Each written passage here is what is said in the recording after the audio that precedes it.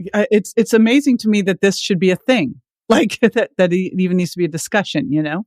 It's shocking, but the wine industry has spent millions of dollars to keep and lobby money in Washington, D.C. to keep contents labeling off of wine bottles because of these 76 additives. They don't want you to know what's really in it. They also don't want you to have nutritional information on it, so they don't want you to know how much sugar is in it.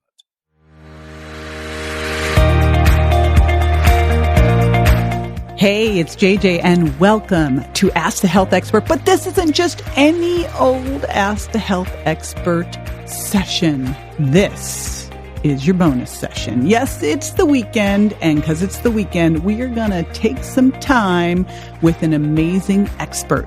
So be on the lookout for these Saturday Ask the Health Expert bonus sessions where we're going to go deep into an amazing subject with an incredible expert to give you actionable items that you can put into your life. So one of the biggest questions that I get asked is, can I drink wine on the virgin diet? Can I drink wine on the sugar impact diet? And the answer is, it depends. It depends on the type of wine you're drinking. And if it's one specific type, that's natural wines, then the answer is yes. So what the heck are natural wines and how do you know if you're getting them? Well, I brought my buddy, Todd White, the founder of Dry Farm Wines, the wine that I drink. And you can learn more, by the way, at jjvirgin.com/Dry Farm Wines. So let me tell you a little bit about Todd. He is a self-described biohacker who practices daily meditation, Wim Hof breathing, cold thermogenesis, a ketogenic diet, and daily 22-hour intermittent fasting. He speaks all over on ketogenic lifestyle, meditation, and the Dry Farm Wines unique company culture. His entire team gathers each morning for meditation and gratitude practice. And Todd, he is just amazing. I've now known him for, 6-7 years, I think. And he sponsors our Mindshare Summit event each year, brings all the wine in for all of our doctors and health experts. It's the only wine that we support as a company. But he's really educated me and turned me around. I grew up right outside of, I grew up in Northern California, like 45 minutes from the wine country. And what I discovered when I was a teenager was that they didn't card.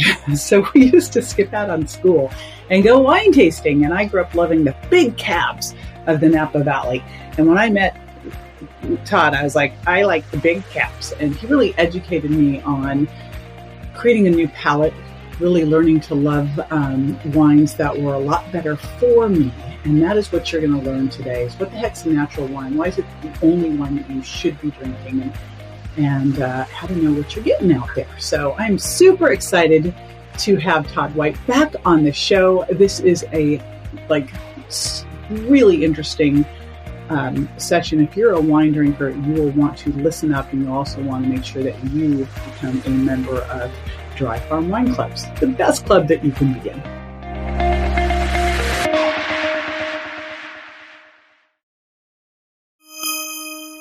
All right. So Todd White, welcome back to the show, my favorite wine guy of all time. Excited to be here and talk about wine. Oh my gosh. I know you said, are we talking about wine? I'm kind of like, what else would we talk about? However, there's lots of things that we could talk about with you. I always love my time with you, and I need another Palm Springs trip with you guys. That was it's kind of crazy, but a lot of fun. Yes.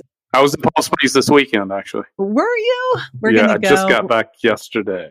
We're going in August, which is always the best time to go to Palm Springs. But, yeah, exactly. I can't think of a hotter time to be in Palm Springs, but it's very the weather different was than Florida. splendid. We had an executive retreat in Palm Desert, and then I went over to Palm Springs and stayed a couple of days with friends. Nice. All right. Well, let's dive into all things wine because I get so many questions. And just kind of full disclosure, when I first met Todd and he started telling me about these wines, I was a California wine snob and I was not a believer. And I always loved these big reds. And I was like, I drink my, Opus One Cab, blah, blah, blah, blah. And Todd's just kind of looking at me. Okay. And I did the test. And what was interesting was the difference between drinking a couple glasses of a California wine and a couple glasses of Dry Farm was the difference between being able to sleep, wake up feeling great, not having any belly bloat. Like the difference was so extreme that now Like, I rarely ever drink a California wine because I know it's going to hurt me the next day. So I would just love to dive in, Todd, and go, I mean, what the heck is happening here? Like, what is it with normal wine as opposed to what dry farm wine is that's causing all of this pain and suffering? Yeah, I don't want to pick on California in particular. Because it's not just California, right? No, it's not California. It's a global problem. And it really has to do with two things: the commercialization of the wine industry from what was at one time, really dominated by small family farms around the world, which has now been consolidated into a massive global conglomerate of only a handful of companies. So that's the primary driver. But, in addition to that, and it's important to consider, in particular when you talk about places like Napa or Bordeaux, or you talk about places where cult wines are produced, and then the reverberating effect that has on other wine styles. So, Robert Parker, who was the predominant wine critic in history, but has been the most influential wine critic in the last 50 years and the biggest in history, created the 100-point ratings scale. And so wine is sold through, I just give you this little bit of history so that you understand sort of what happened. So wine is sold in one of three ways. It's sold by story or pedigree. It's sold by the label. You like the label because nobody knows what's in the bottle. And then, or it's sold through ratings. So you depend on an expert to tell you what to like, right? Supposed expert. But since everybody's palate's different, then aside from that, nobody before we came along was talking about how healthy or unhealthy wines were. That's a whole different topic we can get into. But just so this wine critic had a very heavy, big palate. He's a large man. He just had he's a fan of Coca-Cola. He just has sort of a large, deep, rich palate. And so, but his ratings sold wines like no one else. And so if you could achieve a rating with him, say above 90 points on this 100-point scale, then it was very easy to sell your wines. Because again, when you walk into a bottle shop or the grocery store, since you don't know anything about wine, don't know anything about what's really in the bottle, you're either going to look at the label, or you know a name from its story or pedigree, or you've seen a magazine ad, or you depend on a neck hanger. That's the thing that hangs around the neck of the bottle that tells you what the ratings are. Yeah. And you know what I'm just thinking here, Todd? I'm thinking because you're saying what you're saying is absolutely true. You look at star ratings today, right? But the difference with star ratings is it's a whole lot of people giving their opinion coming to an average. Not one person who has specific tastes. And this is based on a specific taste, not I'm assuming the rating wasn't based on all sorts of different factors. Well, the problem with the taste that he prefers and that became the standard, quote, style, the problem with the taste is how you get to the taste.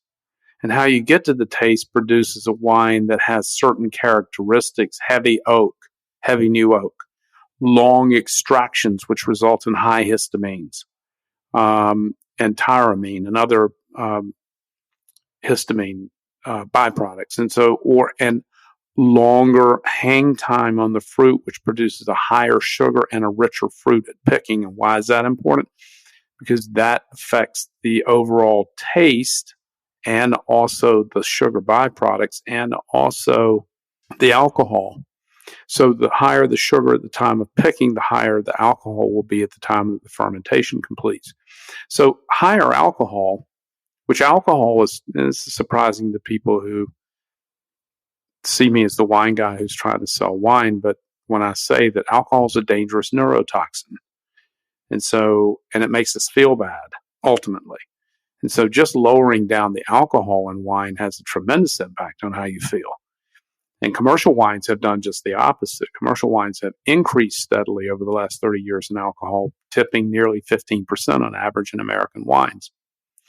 And that's because alcohol makes a bold wine, it makes a rich wine, it makes a big wine, it makes a dense wine. And so which is why, as you know, our wines taste very different from the wines that you previously drank, right? Which are richer, but you can also tell the difference in how you feel. If I drink those wines that you described you used to drink, I get an immediate headache, right? Because of the extraction levels, the alcohol, and most importantly for me, I'm sensitive to new wood tannins and other byproducts coming off of new wood. And so if I drink wine that has heavy wood influence, it'll immediately give me a headache, and many other people as well. We don't know exactly why. Nobody studied it, but it's a common problem, particularly for women. And so this winemaking style became the de facto standard. Now, in many parts of Europe, not from an intentional plan to make healthier or better wine, but in many parts of Europe, they couldn't afford to buy new oak, right? New oak barrels are about $1,000 each.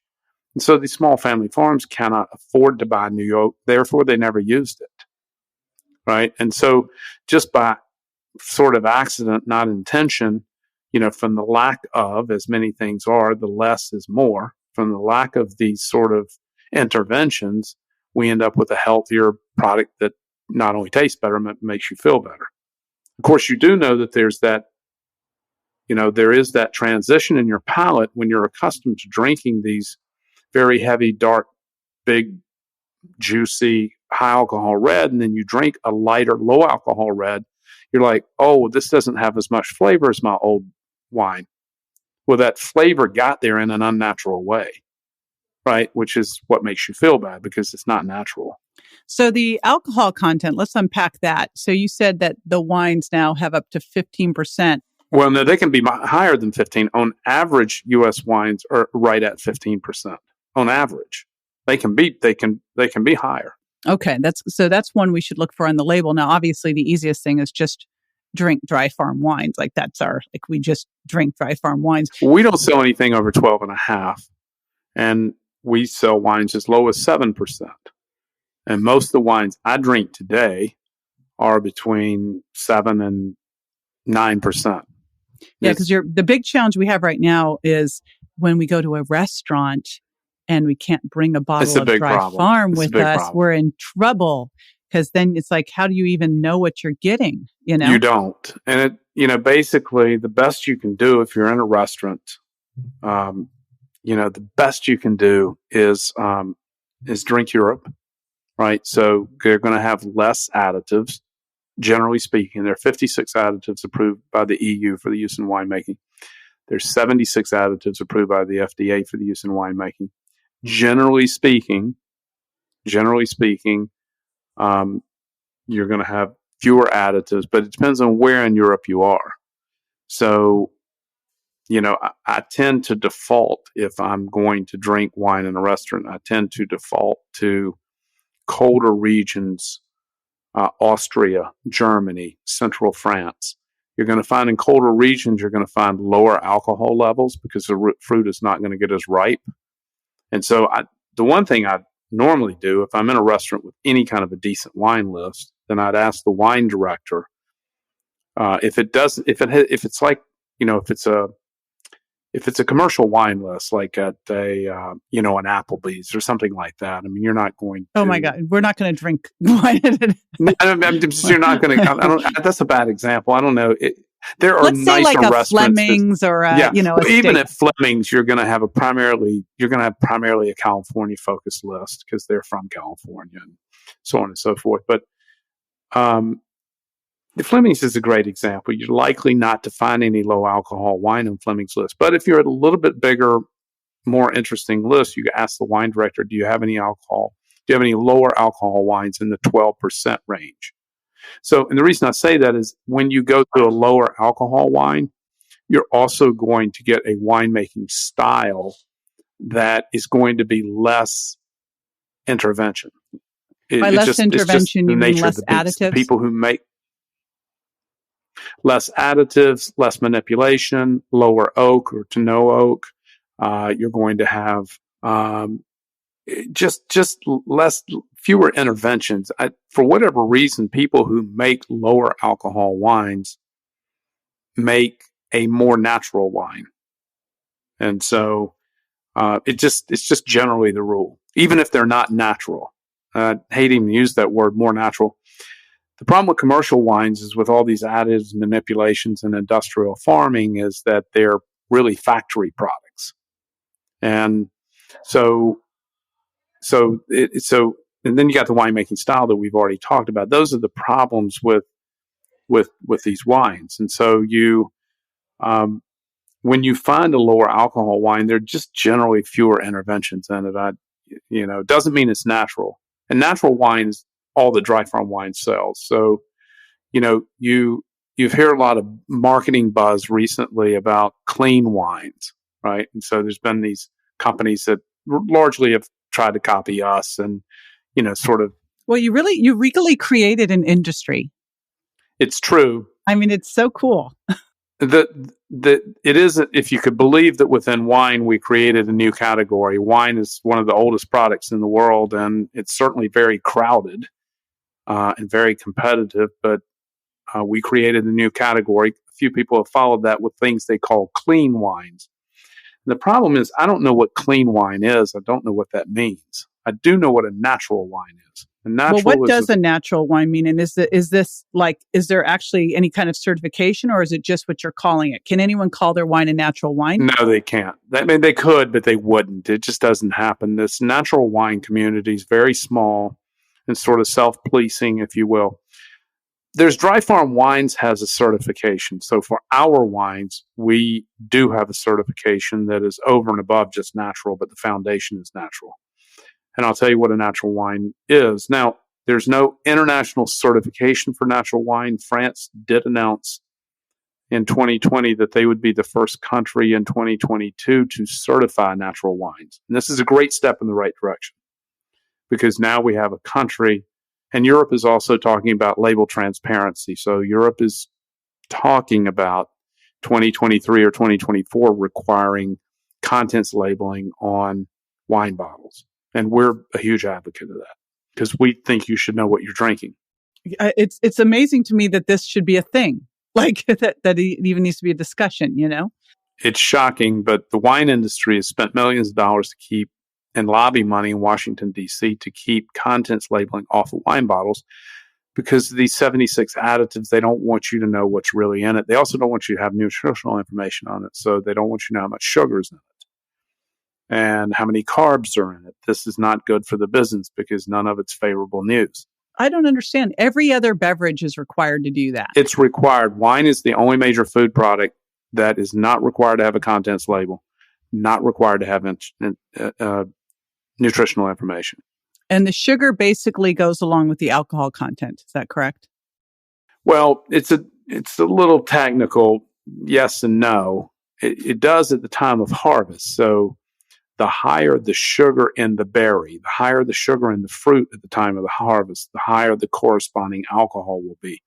More sugar equals more work for the yeast to do in eating the sugar. The more sugar there is to eat, the more alcohol it creates. And so just imagine a little Pac-Man, which is like the yeast. And the yeast is eating sugar. That's its food source. And the byproduct of that in wine is ethyl alcohol and carbon dioxide. So that's how wine is made. The more sugar there is to eat, then the higher the resulting alcohol becomes. So the riper the fruit, the more sugary the wine? No, not exactly. Now, how wine becomes sugary or how sugar gets in wine, it's not added. It's a winemaking style where the winemaker, there's a little device that goes in the wine tank during fermentation that tells the winemaker exactly how much sugar is left in the juice, how much sugar is remaining that the yeast hasn't eaten. Now, if the yeast is allowed to eat all available sugar, as is in the case in dry farm wines, then you have a sugar-free wine. And some commercial wines are sugar-free, you just don't know which ones. But as a winemaking style, this little device tells the winemaker exactly how much sugar is left in the wine. So when a desired amount of sugar is left in the wine, depending upon the style of the winemaker, how much sugar he wants to leave behind, he pours sulfur dioxide in the wine. and kills the yeast before it completes the fermentation and before the yeast eats all the available sugar, leaving residual sugar behind in the wine. That's how sugar gets in wine. It's not added. So isn't that on the label though, residual sugars? No. No. So there is no way to know this. The only way to know it is if you buy wine from us, because we do lab testing on every wine. And then, all of our wines are sugar free, and we reject natural wines all the time because they contain sugar.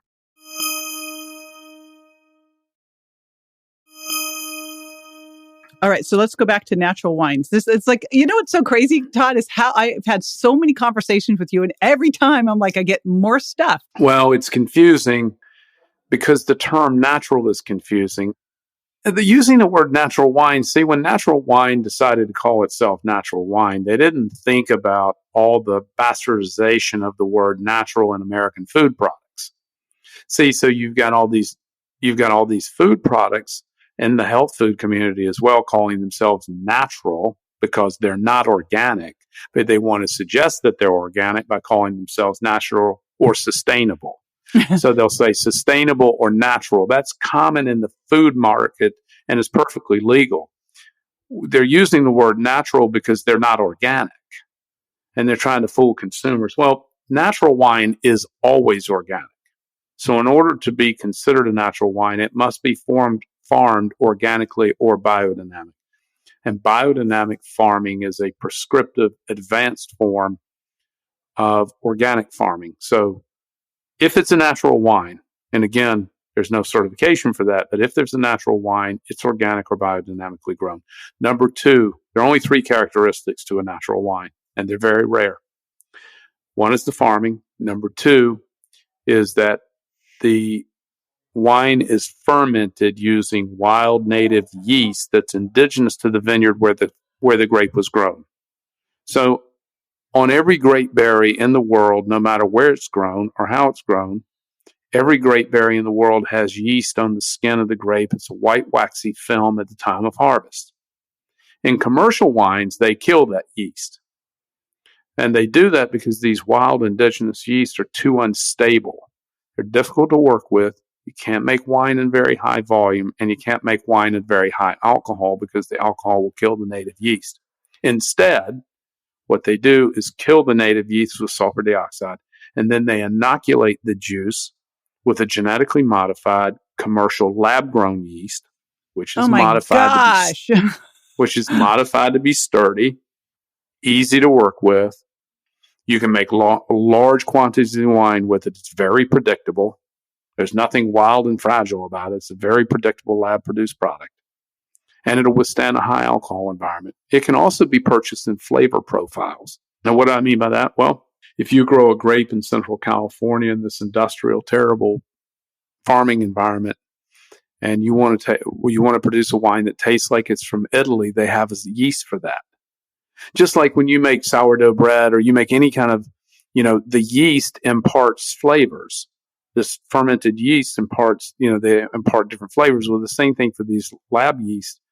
They modify them to impart flavor profiles, right? So this is all really science and chemistry, right? And a factory.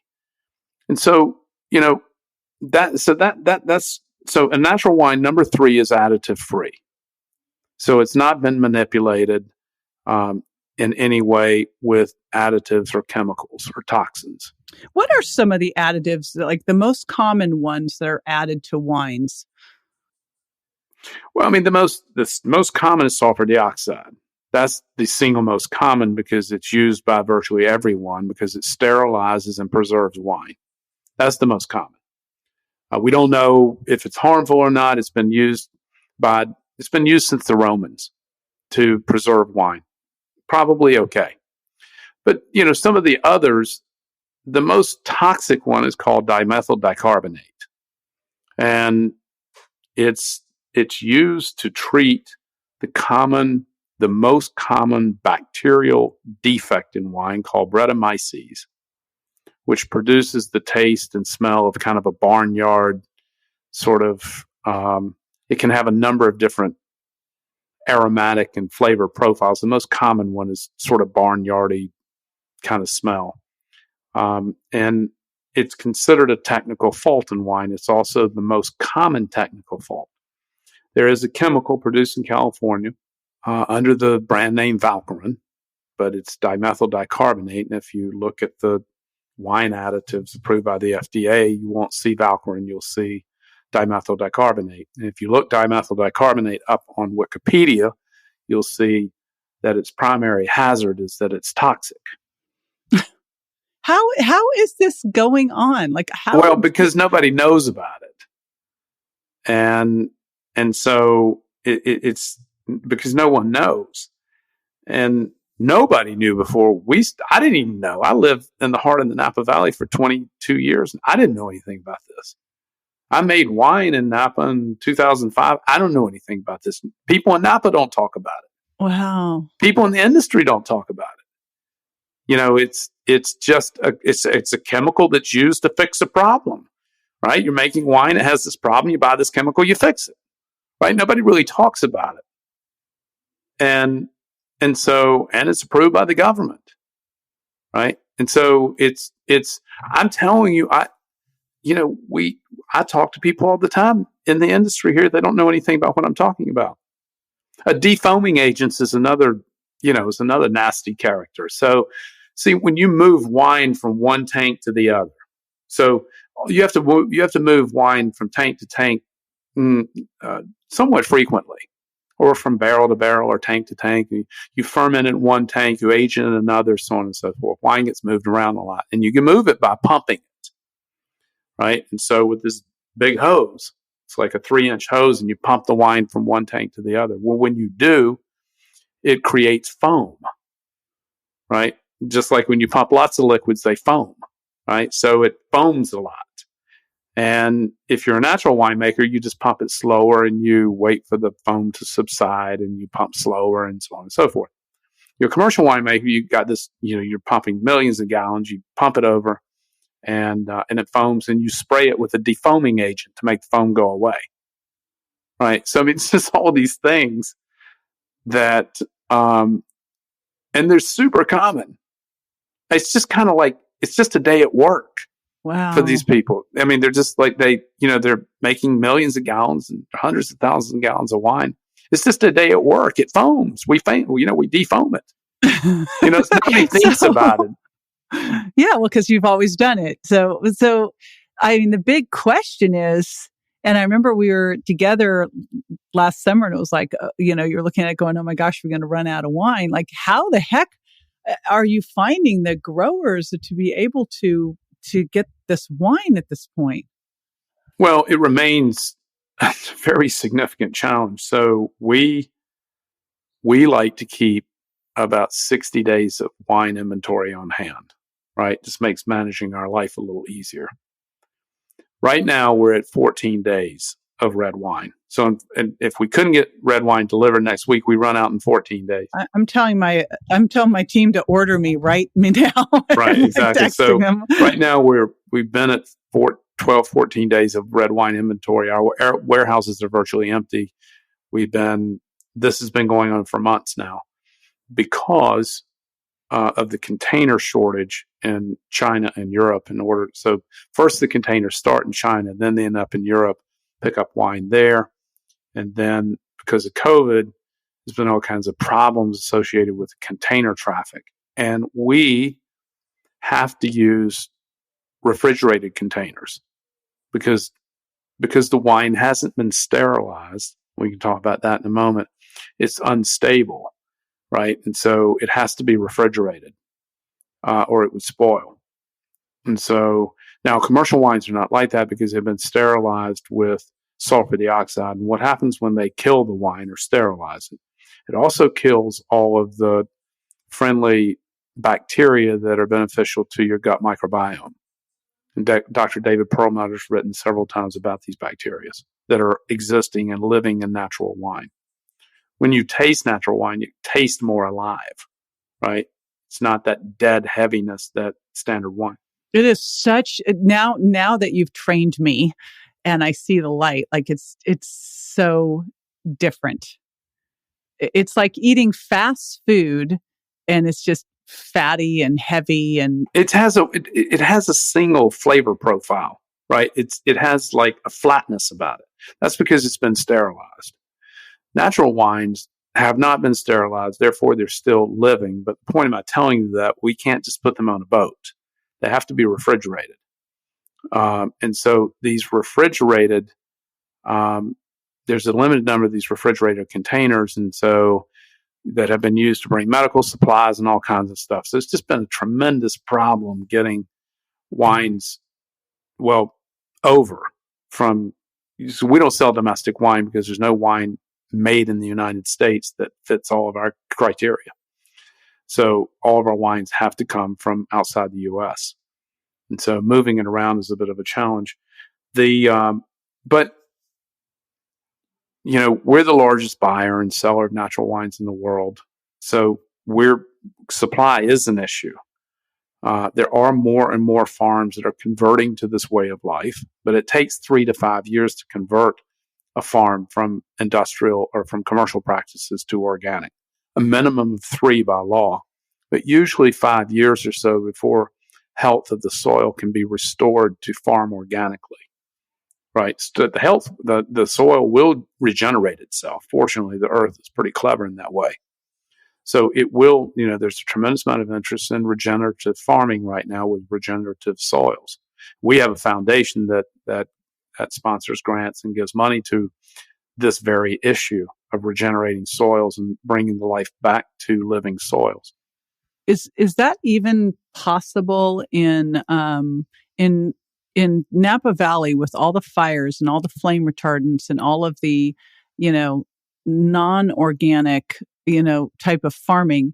Is it possible for a smaller grower to even be able to get their soil clean with all the water runoff and everything else? I can't speak to the retardants, but I can tell you this, that there's a terrific film. If you haven't seen it, it's a documentary. It came out 2 years ago called The Biggest Little Farm. And it's a story, it's a 10-year or so documentary about a farm in California that, from this young couple, through the help of the scientist and philosopher.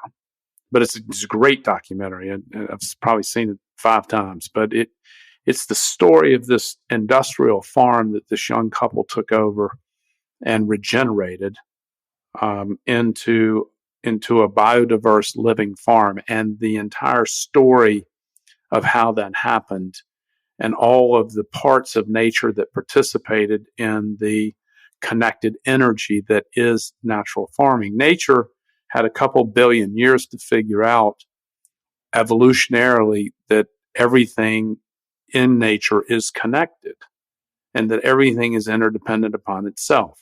And so when you get rid of all these chemicals and this polyagricultural farming that really started in the 1920s with the advent of chemicals.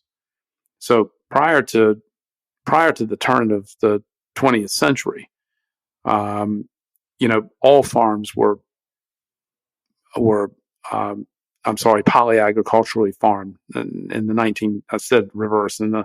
1920s, we started monoagricultural farming, which is chemical farming where we're growing a single crop on a farm. Farming was never done like that before because nature doesn't support mono farming. Nature supports biodiversity.